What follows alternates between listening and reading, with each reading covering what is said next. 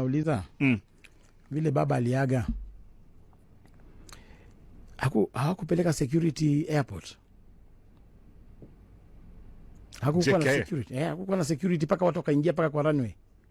Kulikuwa na security kidogo, ilikuwa imewekwa kidogo ndio watu overrun. It was purposeful.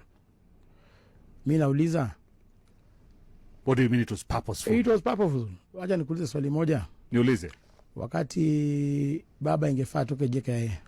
Ndio. Ingefaa tutazame mwili wa baba pale JKA. Yes. Tukimaliza twende bunge. Kweli? Pale bunge uliona polisi hata moja? Wewe uliona polisi hata moja?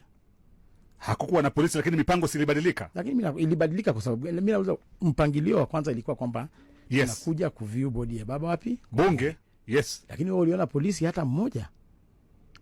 Watu wakakuja wakakaa paka juu ya gate ya bunge. Ilikuwa confusion inakonsiwa hapo.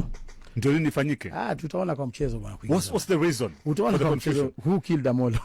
Lakini sisi tunaona kwamba tunaambiwa hivyo ndio kwa sababu kujaribu avoid ile umati mkubwa na kadhalika na traffic kubwa. Yani they were trying to handle the people wakijaribu na ile. Mimi nauliza, uliona polisi hata mmoja? Si uliona NYS walikuwa ndani ya bunge hata sio nje?